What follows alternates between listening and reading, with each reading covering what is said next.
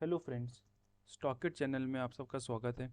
अगर आप इस चैनल पर नए हैं तो चैनल को सब्सक्राइब ज़रूर करें, बेल आइकन को हिट करें ताकि आने वाले ऐसे वीडियोस का नोटिफिकेशन आप तक पहुंच सके।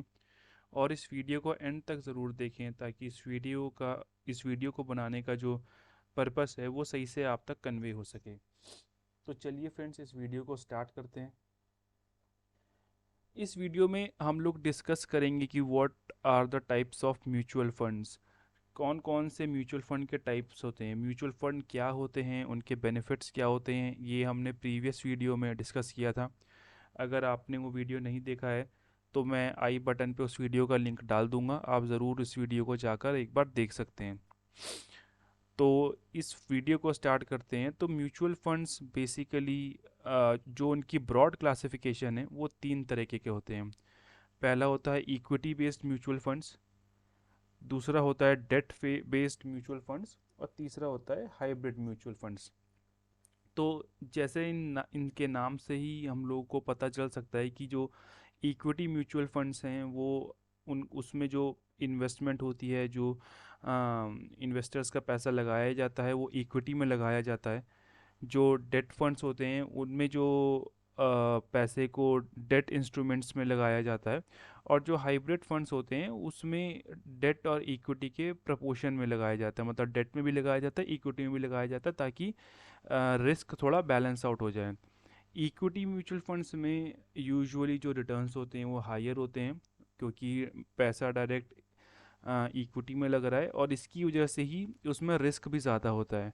जो डेट म्यूचुअल फंड्स होते हैं उसमें रिस्क कम होता है, तो उसी के प्रपोर्शन में हमारे रिटर्न्स भी कम हो जाते हैं। और जो हाइब्रिड म्यूचुअल फंड है उनमें टिपिकली जो रेट ऑफ रिटर्न रहता है उसमें वो इक्विटी से कम रहता है लेकिन डेट से ज़्यादा रहता है।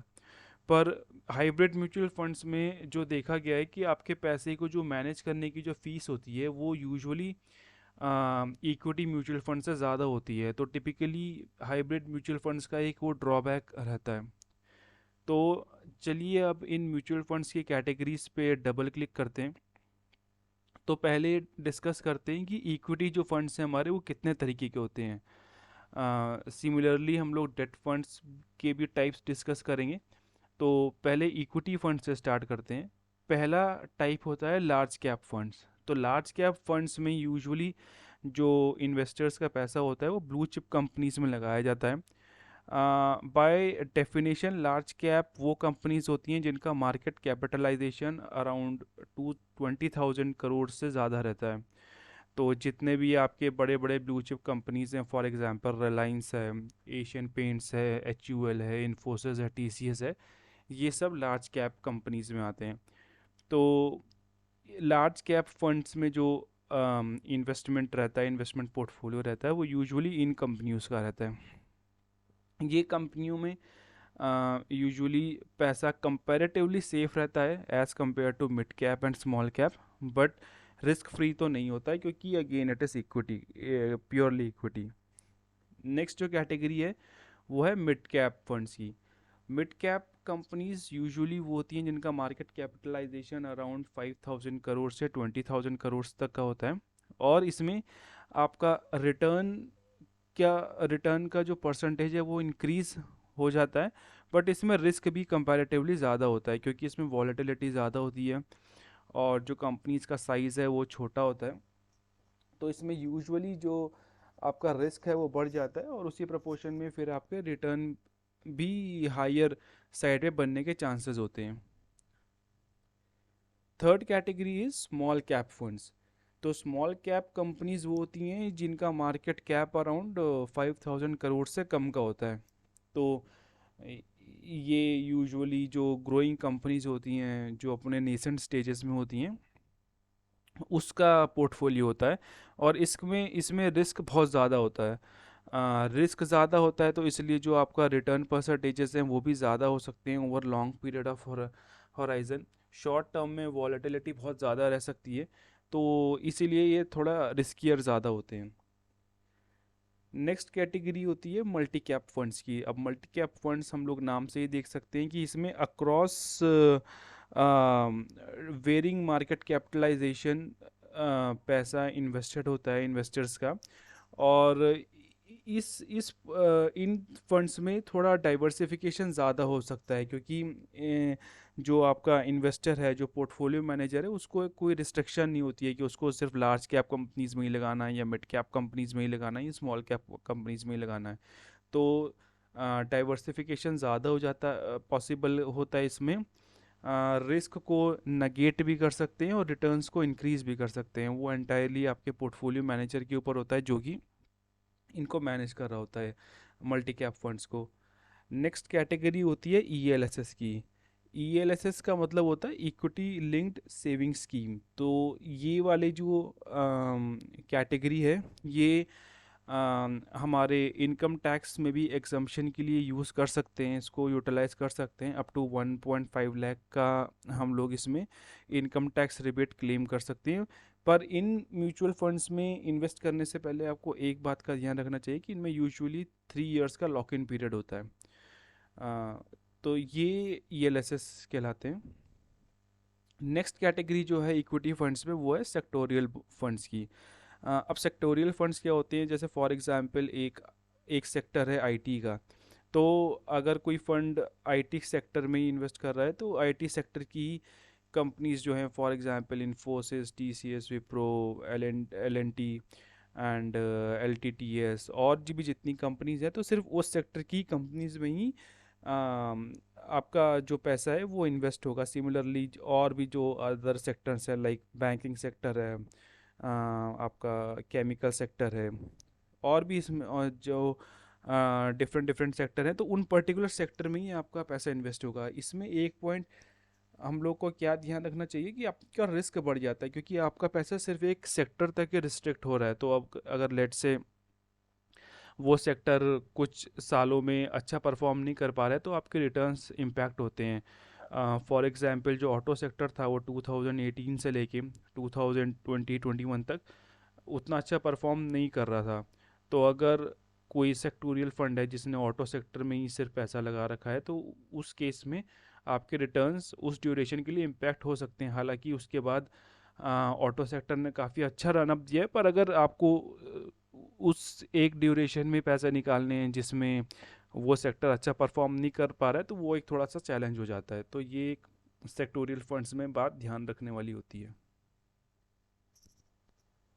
अब नेक्स्ट कैटेगरी है types of date funds. Next जो हम डिस्कस करेंगे वो डेट फंड्स के क्या क्या टाइप होते हैं, वो हम लोग डिस्कस करेंगे। तो पहले होते हैं ओवरनाइट फंड्स। ओवरनाइट फंड क्या होते हैं? ये फंड्स जो इन्वेस्ट करते हैं, ये जो आपकी सिक्योरिटीज़ होती हैं ओवरनाइट, जिनकी मैच्योरिटी होती है, उन सिक्योरिटीज़ में ये इन्वेस्ट करते हैं। इसमें रिस्क जो होता है वो बहुत कम होता है, क्योंकि जो सिक्योरिटी है वो एक ही दिन में मैच्योर हो जाती है। नेक्स्ट है लिक्विड फंड। तो liquid fund money market instruments में इन्वेस्ट करते हैं आपका पैसा, जिनकी मैच्योरिटी अराउंड 91 डेज होती है। तो इसमें भी रिस्क बहुत कम होता है, और इनका जो रेट ऑफ रिटर्न रहता है वो अराउंड, मतलब एफडी के रिटर्न्स के आसपास रहता है। नेक्स्ट कैटेगरी है अल्ट्रा शॉर्ट ड्यूरेशन फंड्स। तो अल्ट्रा शॉर्ट ड्यूरेशन फंड्स आपका पैसा डेट सिक्योरिटीज़ में इन्वेस्ट करते हैं, जिनका maturity period around 3 to 6 months का होता है। नेक्स्ट लो ड्यूरेशन फंड्स। तो लो ड्यूरेशन फंड्स भी आपका पैसा डेट सिक्योरिटीज़ में इन्वेस्ट करते हैं, पर इसमें जो आपका मैच्योरिटी पीरियड रहता है वो अराउंड 6 to 12 मंथ्स का रहता है। सिमिलरली जो शॉर्ट ड्यूरेशन फंड्स होते हैं, उसमें maturity period around 1 to 3 year का रहता है।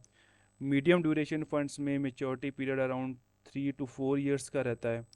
और जो नेक्स्ट है medium to long duration funds, उसमें जो मेच्योरिटी पीरियड होता है वो अराउंड 4 to 7 ईयर्स का रहता है।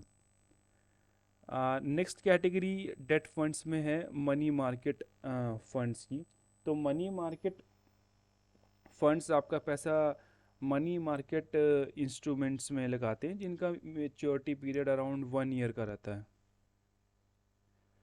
कॉरपोरेट बॉन्ड फंड्स जो होते हैं, तो कॉरपोरेट बॉन्ड फंड्स आपका पैसा 80% कॉरपोरेट बॉन्ड्स में लगाते हैं, जिनकी हाई रेटिंग्स होती हैं। तो कॉरपोरेट बॉन्ड्स क्या होते हैं कि फॉर एग्जांपल जैसे रिलायंस है। अब रिलायंस को अगर पैसा उठाना है मार्केट से तो वो अपने बॉन्ड्स रिलीज़ करते हैं जिनका एक पर्टिकुलर मैच्योरिटी पीरियड रहता है। और सिंस रिलायंस की जो रेटिंग है वो यूजुअली अच्छी रहती है, अब रिलायंस इतनी बड़ी कंपनी है तो उसका चांस बहुत रेयर रहेगा कि वो अपने बॉन्ड्स वगैरह पे डिफ़ॉल्ट करे। तो उनके बहुत हाई रेटिंग्स रहती है, तो यूजुअली जो कॉरपोरेट बॉन्ड्स होते हैं वो उन तरीके के फंड्स में, उन तरीके के बॉन्ड्स में इन्वेस्ट करते हैं।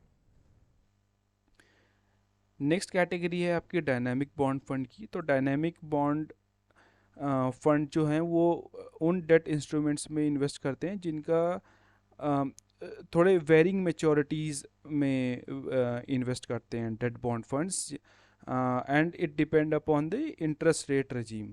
तो इसमें जो मतलब ये फंड्स उनके लिए आइडियल हैं जिनका इन्वेस्टमेंट होराइजन अराउंड 4 साल या उससे ज़्यादा है, और उनका जो रिस्क है वो मॉडरेट रिस्क बेयर कर सकते हैं, तो उन उन लोगों के लिए डायनामिक बॉन्ड फंड है।